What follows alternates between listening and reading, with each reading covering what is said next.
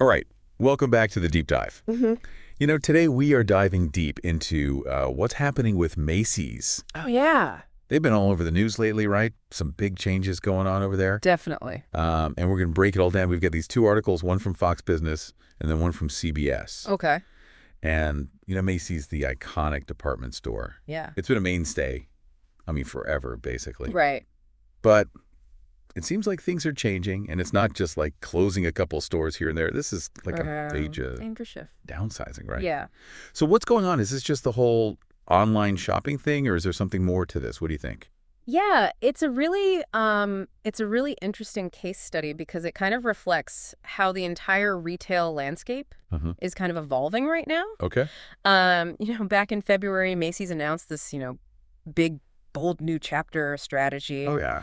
And part of that was closing 150 stores over 3 years. But then just this week, they said, actually, we're going to speed that up a little bit. Right. We're closing 65 this year alone. 65. And wasn't this announcement like right after the holiday season? Yeah, it was. Yeah. Which is kind of interesting timing, right? Yeah. Like, does that tell us anything, do you think? Well, maybe. I mean, they probably had a pretty good holiday season, so Okay. cut their losses kind of thing, right? Yeah.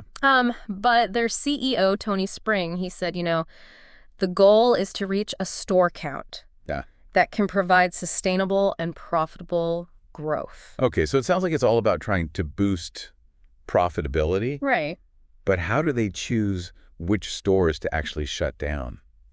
Yeah, their CFO, Adrian Mitchell, he actually talked about that. And he said they're focusing on the underperforming locations. Like that. The ones that just aren't profitable. Yeah.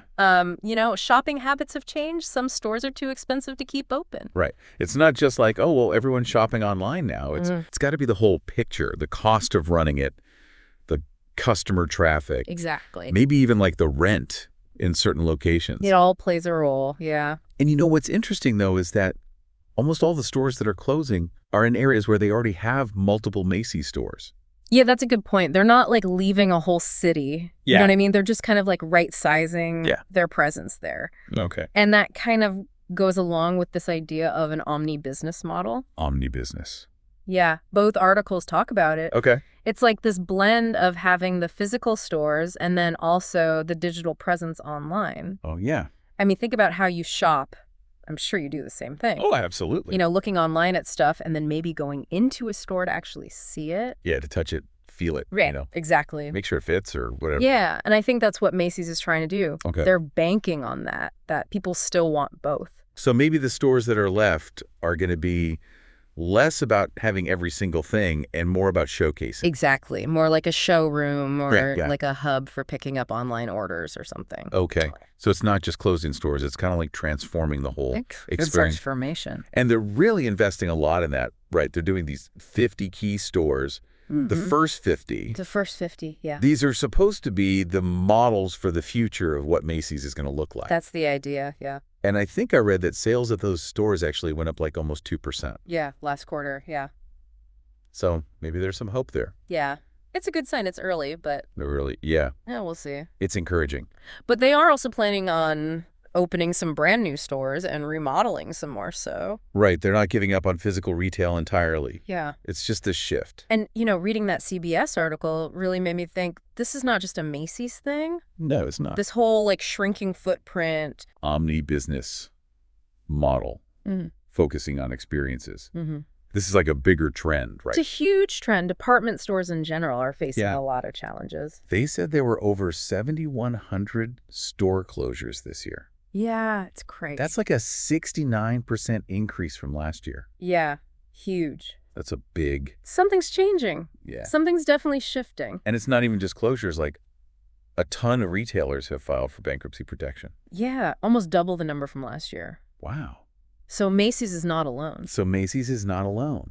This is a big thing. It makes you wonder what's going to happen to all these big department stores. Yeah, what does the future hold for them? Right. And it's so interesting to me that while they're scaling back Macy's, they're actually expanding their other brands like Bloomingdale's and Bluemercury. That is interesting. Yeah. What do you think's going on with that?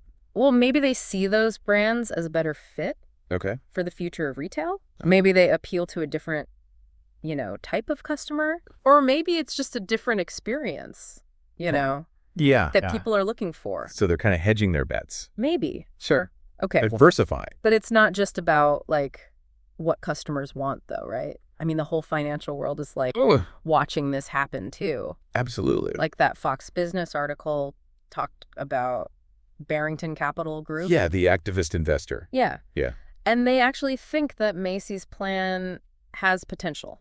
They do. Yeah, they think it could lead to, like, a healthier store base. So maybe... Some optimism. Yeah. Maybe this will work out for them. We'll see. But it's not just about the money, though, right? Like, this whole thing raises some bigger questions about what's going to happen to retail as a whole. Big questions. It's pretty fascinating. It is. It's like we're seeing a transformation. Yeah. And it's not even just about shopping. Right. It's about, like, what happens to these communities. Right. What happens to the look of our cities. Yeah. It affects all of us. And even, like, how we experience, like, the world around us. Absolutely. This is a pretty big deal. It is. And we're right in the middle of it. Yeah. Don't even know how it's all going to play out. That's true. But it's definitely a story worth following. Yeah, absolutely. We'll see what happens. All right, we're going to take a quick break, and we'll be right back with more of the Deep Dive.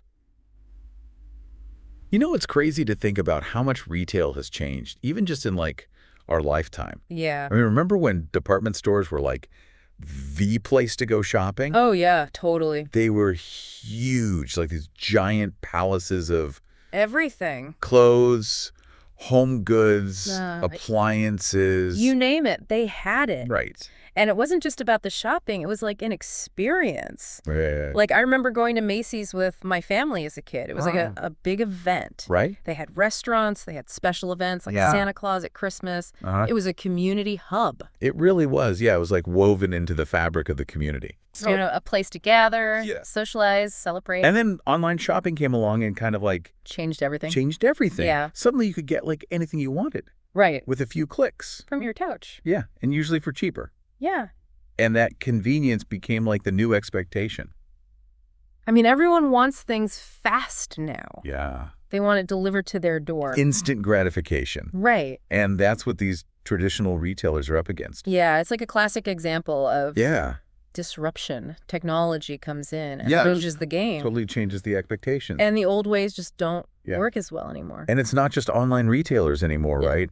It's these like highly specialized experience-driven brands. Right. Think about Apple or Lululemon. Yeah. They've created these really immersive retail environments. It's not just about buying a product. It's a whole thing. It's about the lifestyle. Yeah. The community, the aspiration. They've tapped into something. They have. Like emotional. Yeah, they're selling a feeling. Yeah. An identity along with the product. And that's what Macy's is trying to figure out. Yeah. How do you do that in a department store setting? Right. How do you create that same level of excitement, that sense of belonging? That's the challenge. That's $1 million question. And these first 50 stores are their attempt to... Yeah, to crack the code. Yeah. To reimagine what a department store can be. How do you modernize it? Exactly. So maybe they'll focus on like curated selections, like really personalized services, exclusive events. Things you can't get online. Yeah. You got to offer something unique. Right. It's not just about the stuff anymore. It's the experience. It's got to be a destination. Yeah. But let's zoom out for a second. Okay. And think about the bigger picture. If department stores keep struggling, what does that mean for like the communities? Oh, yeah. Where they are? That's a big question. Like what happens when a major store closes in a mall? Well, it can have a ripple effect. Yeah. It can impact the surrounding businesses. Yeah. Property values, job opportunities, the whole local economy. It's like dominoes, right? It is. One thing falls and then thing starts to crumble. It just creates this like downward spiral. Right. But this isn't just about Macy's, right? I know. This is about consumer choices. This is about us. This is about all of us. We're the ones who are driving these changes. We are. Our preferences, our behaviors, they're shaping this whole... The entire landscape, yeah. So it's like we need to ask ourselves, what kind of retail experience do we actually want? What do we value? Yeah. Do we just want the cheapest, fastest thing? Yeah. Or are we willing to invest in something a little bit more, you know? Something more personalized, maybe ethical, sustainable. Yeah. We're not just watching this happen. No. We're a part of it. We're active participants. Our choices have consequences. Absolutely. And they can actually like transform this whole industry. Yeah, think about it. If we all started demanding more sustainable practices, more ethical sourcing, more community engagement, Yeah. from the retailers we support, wouldn't that change things? It would put pressure on them. It would. To actually like... To do better. Yeah, to do better. To be better. So it's like we're co-creating this future. We are. Every time we buy something. Every purchase is a vote. It's a vote. For the kind of world we want. That's pretty powerful. It is. So as we're wrapping up this part of the deep dive, I want to challenge our listeners. Okay. Think about your own shopping habits. Yeah. Are you supporting the kind of retail experience that you actually want to see? Because at the end of the day, this isn't just about Macy's. No. It's about the future of retail, the future of our communities, the future we're all creating together. One purchase at a time. One purchase at a time. I mean, it's kind of crazy to think, like, what would a historian 100 years from now say about all this? Right. Like, will they look back and say, oh, yeah, that was the inevitable death of the department store? Or will they say, oh, this was like a time of change, you know, a necessary evolution, like things were changing and they had to adapt. It really does feel like we're in the middle of this, like, retail revolution. Oh, we are. And we don't even know what's going to happen. Right. And for people like us who grew up with, like, malls and department stores, it's a little bittersweet to see this happening. I get that. Yeah, nostalgia is powerful. It is. Especially when it's tied to, like, places. Yeah. And experiences, you know? Yeah, I mean, like, back-to-school shopping at Macy's. Yeah. Like, that was a tradition for me and my mom every year. And it's hard to imagine that not being a thing anymore. I know, but maybe instead of, like, focusing on preserving the past, we should be thinking about how to create new traditions, you know, new experiences that resonate with shoppers today. Yeah. And who knows, maybe those new experiences will be even better. Yeah, maybe they'll be more personalized. Right. More sustainable. More, like, in line with our values. Exactly. And it's not just about, like, the individual experience either, right? We have to think about the community aspect. Absolutely. Community has always been a part of, you know, the human experience. Yeah. And retail has often tacked into that. Yeah.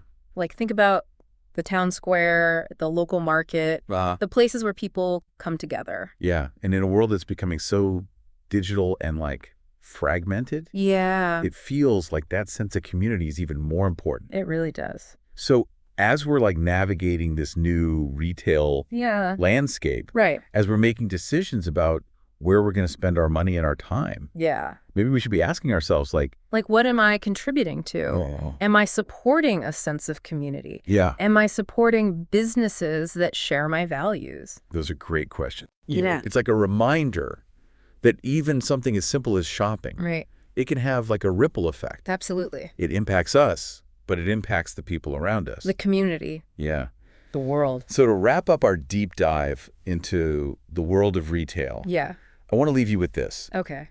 The future of retail is not set in stone. No, it's not. It's being shaped by all of us. Right here, right now. So choose wisely, shop consciously. Yeah. And maybe we can create a retail landscape that's not just profitable. Right.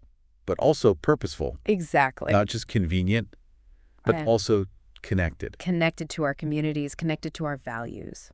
That's a great message to end on. Thanks for joining us on this deep dive. Yeah, this has been a fascinating conversation. It has been. We can't wait to see what happens next. Until next time, keep exploring, keep questioning, and keep diving deep.